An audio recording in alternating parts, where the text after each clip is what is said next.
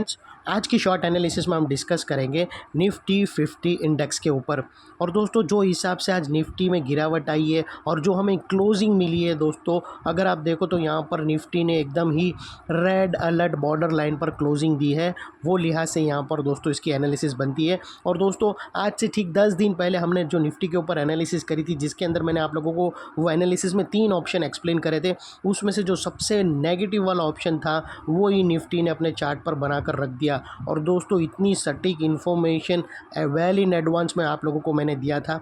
और दोस्तों, अगर किसी को झूठ लगे तो वो 10 दिन पहले वाला निफ्टी 50 का बैक डेटेड वाला वीडियो का लिंक डिस्क्रिप्शन में पड़ा है, जाकर वो ज़रूर देख लेना। और वो क्या थी इन्फॉर्मेशन वो मैं चार्ट पे आपको दिखाऊंगा, उसके बाद वो एनालिसिस देखना, आप लोगों को पता चलेगा।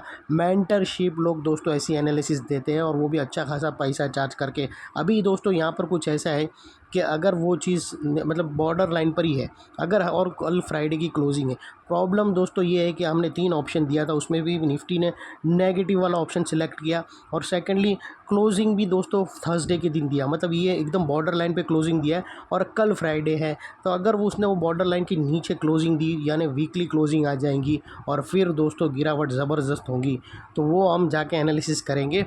और दोस्तों, आप लोगों को मैं यहाँ पर क्लियरली बता दूँ फ्रेंड्स, अगर आप देखो तो हमने जो प्रीवियस एनालिसिस करी थी, जिसके अंदर मैंने आप लोगों को बताया था सबसे पहले कि यहाँ पर एक बहुत बड़ी पैरेलल चैनल थी जो इसने ऑलरेडी ब्रेक कर दिया यहाँ पर। और फिर मैंने आप लोगों को बताया था कि हमें कोई स्ट्रक्चर नहीं मिला है, इसने ब्रेक डाउन कर दिया है। और यहाँ पर हमें लोअर लोज भी स्टैग होता हुआ मिला, लेकिन नेगेटिव स्ट्रक्चर नहीं मिला। और नेगेटिव स्ट्रक्चर कुछ वो टाइम पे इस कदर का हमें, अगर आप देखो तो हमें एक ट्रायंगुलर स्ट्रक्चर जैसा मिल रहा था, अगर नेगेटिव स्ट्रक्चर की बात करो। और वो ट्रायंगुलर स्ट्रक्चर मैंने येलो लाइन से आप लोगों को मार्क करके बताया था।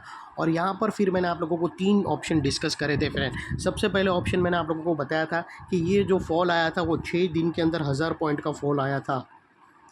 और मैंने बोला था कि यहाँ पर ऑप्शन नंबर 1 रहेगा, मतलब जो पहली चीज़ मैंने आप लोगों को बताई थी कि ये जो फॉल आया है वो 6 दिन में आया है। तो अगर बुल को ओवर पावर करना है, बियर को अगर बुल को अपना आपका स्ट्रेंथ बताना है, तो दोस्तों ये जो मैंने बोला था कि 6 दिन में जो गिरावट आई है उसके अगेंस्ट में इसको भी 6 दिन में वापस वही चीज़ रिक्लेम करना पड़ेगी। और मैंने बोला था कि ये चीज़ हमने एडवांस इलियट वेव में सीखते हैं, और वो मैंने आप लोगों को फ्री ऑफ कॉस्ट एक उसकी झलक बताई थी। और मैंने बोला था कि ये जो 6 दिन में 1000 पॉइंट की गिरावट आई है, और आप लोगों को बोला था कि यहाँ से बाउंस आएगा, क्योंकि RSI ओवरसोल्ड हो गया था और यहाँ पर ओवरसोल्ड भी था और सपोर्ट एरिया भी था। तो मैंने बोला था यहाँ से बाउंस आएगा, और बाउंस आने के बाद मैं बोला था कि बुल्स का पावर नापा जाएगा। और अगर समझो कि ये 6000 पॉइंट इसने 6 दिन में गिराया, तो बुल्स लोगों को वही 1000 पॉइंट 6 दिन में या फिर लेस देन 6 डेज़ यानी 5 डेज़ 4 डेज़ में वापस वो कैप्चर करना पड़ेगा यहाँ से अपसाइड में। और वो होता हुआ हमें बिल्कुल भी नहीं मिला। ये था ऑप्शन नंबर 1 जो बुल्स लोग फेल हो गए वो करते हुए। और मैंने बोला था कि ये इंटेंसिफाई करता है कि स्टॉक का जो इंडेक्स का जो हैवी पावर अभी भी है वो बियर्स के हाथ में है, क्योंकि उसने 6 दिन में सबसे बड़ा फॉल नीचे डाउन साइड में कर दिया था। और अभी उसको अगर ट्रेंड को अगर बुल साइड की तरफ हैवी पावर करना है, तो उसको 6 दिन में एक्वायर करने का या फिर लेस देन 6 डेज़ 5 डेज़ के अंदर करने का, वो हुआ नहीं। और सेकंड आप लोगों को मैंने बताया था कि अगर सेकंड ऑप्शन आप लोगों को बोला था कि अगर दोस्तों इंडेक्स इसके ऊपर चला जाता है और यहाँ पर अगर सपोर्ट लेके कंसोलिडेशन करता है और कुछ पैटर्न बनाकर फिर ऊपर चला जाता है, तो वो भी वैलिड माना जाएगा। वो भी इंडेक्स ने किया नहीं, इसके ऊपर क्लोजिंग को बात तो दूर, उसको टच भी नहीं किया इसने। ये है सेकंड नेगेटिव। और थर्ड, मैंने आप लोगों को इतना सटीक इन्फॉर्मेशन दिया था कि मैंने आप लोगों को बोला था कि एक भयानक पैटर्न है वो बन सकती है, उसका ऑप्शन भी ओपन है। और आप लोगों को वहाँ पर मैंने चार्ट पे बनाकर बताया था, और वो थी दोस्तों हेड एंड शोल्डर पैटर्न।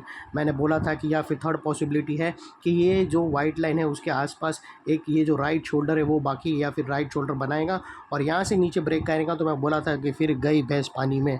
और आप देख सकते हो उसने एग्जैक्टली दोस्तों यही शोल्डर पेंडिंग था जो आज अल्टीमेटली उसने कंप्लीट करके आप लोगों को बताया। और इतनी डिटेल इन्फॉर्मेशन दोस्तों वो एनालिसिस पढ़िए, जाकर एक बार ज़रूर देख लेना। मैंने वेल इन एडवांस प्रेडिक्ट किया था कि ये स्ट्रक्चर बन रहा है, और आज अल्टीमेटली आप देख सकते हो कि हेड एंड शोल्डर पैटर्न बनी है। और ये सबसे थर्ड ख़राब ऑप्शन था और वही हुआ। 2 ऑप्शन अच्छे पॉजिटिव के साइड पे थे, वो अभी तक किया नहीं है। अभी यहाँ पर दोस्तों अभी भी ऑप्शन ओपन है कि अगर कुछ ऐसी चीज़ हो यहाँ पर रिलायंस या फिर रिलायंस के बोनस के आसपास की चीज़ है, या फिर कुछ ऐसी जियोपॉलिटिकल टेंशन का भी अभी एक और चीज़ खड़ी है दोस्तों कि इंटरनेशनल मार्केट में ये न्यूज़ चल रही है कि एनी टाइम यूएस के इलेक्शन से पहले इजराइल हमला कर सकता है ईरान के ऊपर। वापस जैसे हो ये चीज़ होंगी, ऑयल का प्राइस पट करेगा और उसके हिसाब से इक्विटी मार्केट में ज़बरदस्त वॉलेटिलिटी आएंगी, तो फिर ये और भी डाउन साइड जाएगा और ये 100% ब्रेक डाउन करेगा।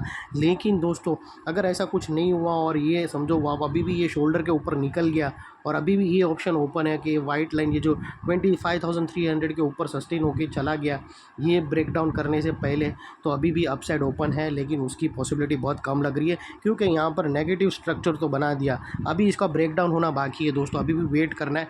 और इसका ब्रेक डाउन अगर कल आ जाता है, और ब्रेक डाउन भी दोस्तों हमें 2 कैंडल चाहिए, 2 यहाँ पर हमें मतलब 2 कंसेक्यूटिव रेड कैंडल इसके नीचे क्लोजिंग चाहिए, फिर हम मान लेंगे कि भाई ये कंफर्म हो गया हेड एंड शोल्डर पैटर्न। और अभी दोस्तों दूर रहना, बाई से तो बिल्कुल भी नहीं, और सेल ऑन राइज वाला एरिया ओपन हो जाएगा।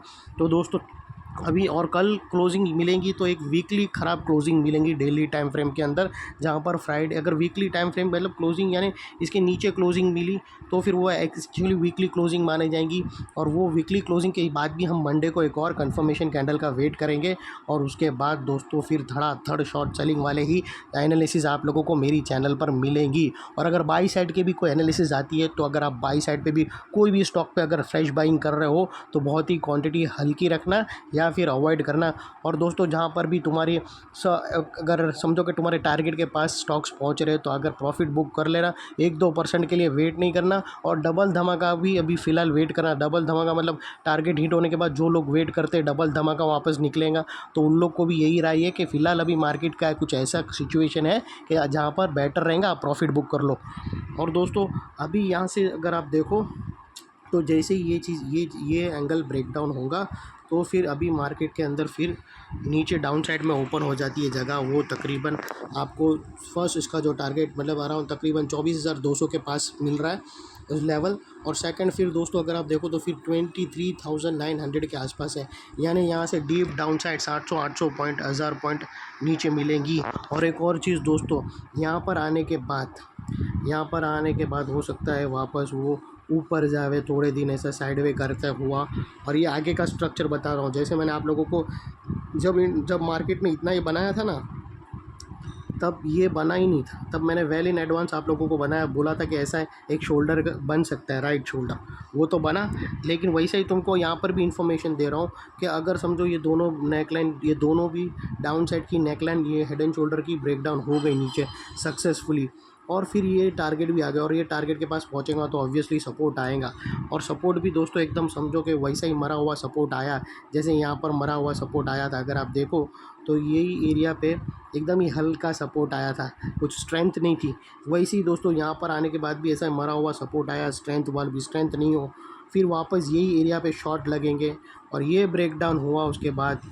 तो फिर दोस्तों यहाँ से जो डीप है ना डाउन साइड 24,000 के बाद जो नीचे गिरेगा वो बहुत एकदम नीची खाई है, उसके बारे में मैं लेवल भी आप लोगों को नहीं बताऊंगा।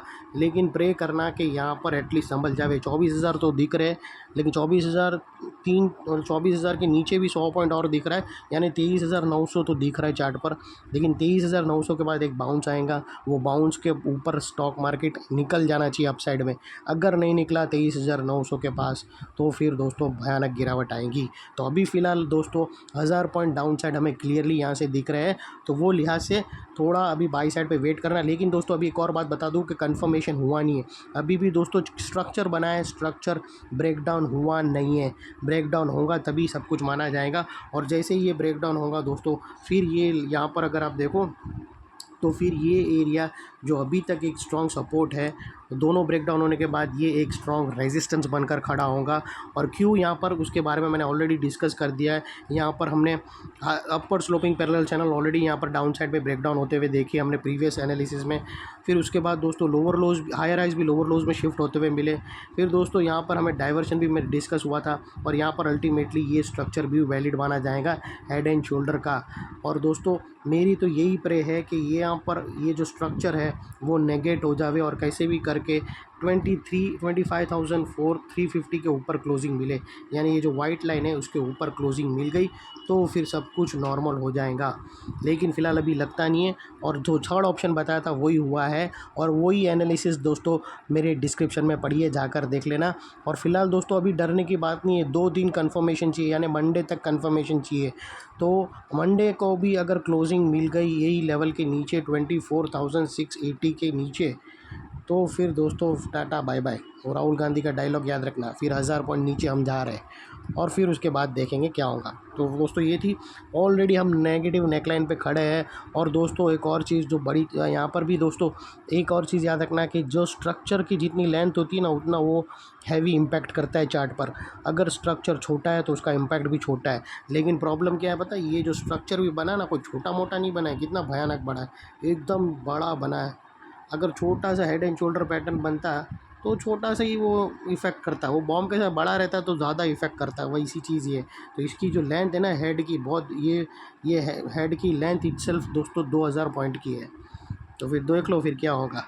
तो ये थी हमारी एनालिसिस दोस्तों, आप लोगों को माइंडसेट को रेडी करने के लिए कि आगे आपको क्या करना है। अगर फ्रेश पोजीशन बाई साइड पे भी अगर आप लेते हो तो पोजीशन क्वांटिटी हल्के में रखना। और एक और चीज़ याद रखना दोस्तों, इंटरनेशनल का जो जियोपॉलिटिकल का टेंशन है वो अभी भी तलवार सर पे लटक रही है। वो एनी मूवमेंट अगर एस्केलेशन बढ़ेगा इसराइल का तो ईरान हमला करेगा, ऑयल प्राइस बढ़ेगा, सीधा इक्विटी मार्केट पे असर पड़ेगा।